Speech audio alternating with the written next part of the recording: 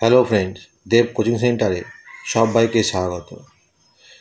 আজ তোমাদের দশম শ্রেণীর ইতিহাস বিষয়ের জীবন মুখোপাধ্যায়ের লেখা বই থেকে দ্বিতীয় অধ্যায়ের প্রশ্নোত্তর নিয়ে আলোচনা করব।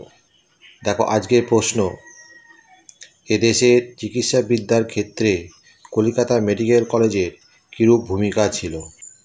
এর উত্তরে প্রথমে ভূমিকা বলে পয়েন্ট দেবে, লিখবে 19 শতকের সূচনালগ্নেও ভারতে প্রাচীন দেশীয় চিকিৎসা ব্যবস্থার প্রচলন ছিল।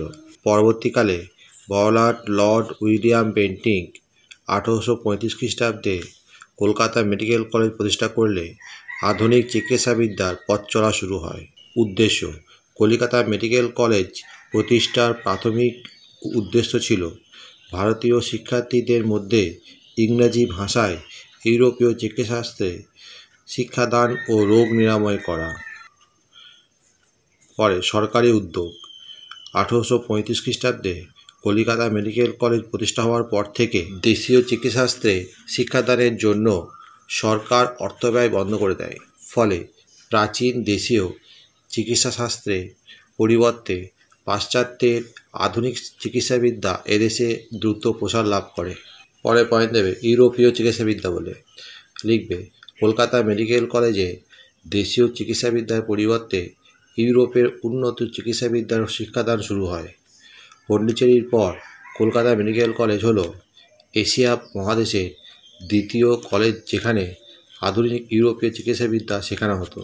পরে পয়েন্ট দেবে ছাত্রদের অবদান, লিখবে কলকাতা মেডিকেল কলেজ থেকে প্রথম ব্যাচে পাশ করে উমাচরণ শেঠ, রাজকৃষ্ণ দে, দ্বারকানাথ গুপ্ত প্রমুখ ঢাকা, চট্টগ্রাম, মুর্শিদাবাদ, পাটনা প্রভৃতি বিভিন্ন স্থানে হাসপাতালের ডাক্তার হিসাবে নিযুক্ত হন এবং আধুনিক পাশ্চাত্য শিক্ষার প্রসার ঘটান। 1856 খ্রিস্টাব্দে রহিম খান প্রথম মুসলিম হিসাবে এখান থেকে ডাক্তারি পাস করেন। নেক্সট পয়েন্টে লিখবে কুসংস্কার বিরোধী ভূমিকা।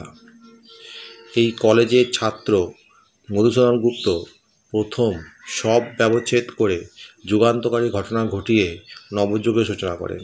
নেক্সট পয়েন্ট দেবে মহিলা ডাক্তার বলে, লিখবে কাদম্বিনী গাঙ্গুলি, বিধুমুখী বসু প্রমুখ বাঙালি মেয়েরাও চিকিৎসা ক্ষেত্রে শিক্ষার জন্য এগিয়ে আসেন। লাস্ট পয়েন্ট উপসংহার বলে, লিখবে আধুনিক উন্নত চিকিৎসাবিদ্যার প্রসারে কলকাতা মেডিকেল কলেজ নিঃসন্দেহে গুরুত্বপূর্ণ ভূমিকা পালন করেছিল। এই কলেজের উন্নত চিকিৎসাবিদ্যার ফলে বাংলা তথা ভারতের চিকিৎসাবিদ্যার অগ্রগতির ক্ষেত্রে এক নবযুগের সূচনা হয়।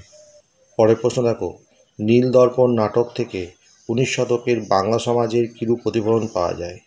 এর উত্তরে ভূমিকা বলে পয়েন্ট দেবে, লিখবে 19 শতকে বাংলার সমাজ জীবনের চিত্র যেসব সাহিত্যে প্রতিফলিত হয়েছে সেগুলির মধ্যে সর্বাধিক উল্লেখযোগ্য ছিল দীনবন্ধু মিত্রের লেখা নাটক নীলদর্পণ। প্রেক্ষাপট: লিখবে 19 শতকে ইউরোপের বস্ত্রশিল্পের প্রয়োজনে নীলের চাহিদা যথেষ্ট বৃদ্ধি পায়। এই পরিস্থিতিতে ইংরেজ সহ বিভিন্ন ইউরোপীয় ব্যবসায়ী বাংলায় এসে এখানকার চাষিদের নীল চাষে বাধ্য করে। এর ফলে বাংলায় চাষিদের জীবনে চরম দুর্দশা নেমে আসে। এই প্রেক্ষাপটে দীনবন্ধু মিত্র নীলদর্পণ 1860 খ্রিস্টাব্দে নাটকটি রচনা করে তা ঢাকা থেকে প্রকাশ করেন। নেক্সট চাষিদের দুর্দশা বলে পয়েন্ট দেবে, লিখবে অত্যাচারী নীলকর সাহেবরা বাংলার দরিদ্র চাষিদের ধানের পরিবর্তে নীল চাষে বাধ্য করে, ফলে চাষিদের ঘরে খাদ্যাভাব দেখা যায়। এদিকে নীল উৎপাদন করে চাষি যথার্থ মূল্য থেকেও বঞ্চিত হয়। এর ফলে আর্থিক দিক থেকে ক্ষতিগ্রস্ত চাষিদের জীবনে নেমে আসে দুর্দশা, যা নীলদর্পণ নাটকে ফুটিয়ে তোলা হয়। নেক্সট পয়েন্ট দেবে পারিবারিক নির্যাতন ও বিপর্যয়। লিখবে নীলদর্পণ নাটকে নীল চাষিদের উপর নীলকর সাহেবদের সীমাহীন শোষণ ও অত্যাচারের বিবরণ সুস্পষ্টভাবে তুলে ধরা হয়। নীল চাষ গ্রাম বাংলার পারিবারিক জীবনে নানা অশান্তি ও বিপর্যয় ডেকে আনে। নীল চাষের অসম্মত কৃষকদের পরিবারসহ নীলকুঠিতে ধরে এনে নানা পারিবারিক নির্যাতন চালানো হতো। পরের পয়েন্টে লিখবে মেয়েদের উপর অত্যাচার ও নিপীড়ন। নীলকর সাহেবদের অত্যাচার ও লালসার প্রায় শিকার হতো কৃষক পরিবারের মেয়েরা। গ্রামের মেয়েদের উপর নীলকর সাহেবদের নানা নির্যাতন ছিল 19 শতকের গ্রাম বাংলার এক বাস্তব চিত্র। আইন ও প্রশাসনের অপব্যবহার। দেখবে নীলকররা স্থানীয় প্রশাসনকে নিজেদের হাতে রেখে কিভাবে আইনের অপব্যবহার করে কৃষকদের ওপর নির্যাতন চালাতেন তা এক বাস্তব নিখুঁত ছবি নীলদর্পণে তুলে ধরা হয়।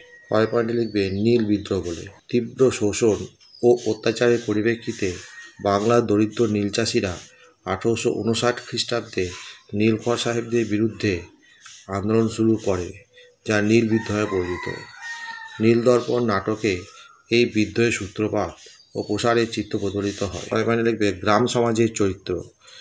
গ্রাম বাংলার সহজ সরল অনাড়ম্বর জীবনধারা, প্রবাদ প্রবচনের ব্যবহার, যৌথ পরিবার, হিন্দু মুসলমান ঐক্য, সামাজিক সদ্ভাব ও মিলন ইত্যাদি নানা দিকগুলি পরিচয় পাওয়া যায় এই নাটক থেকে। উপসংহার।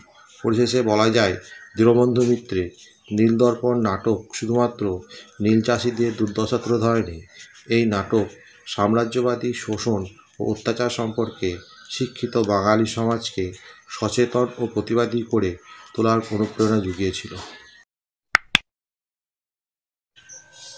বন্ধুরা, এখানেই শেষ করছি। পরবর্তী ভিডিওতে আবার দেখা হবে। ভিডিওটি ভালো লাগলে অবশ্যই লাইক, কমেন্ট, শেয়ার করবে।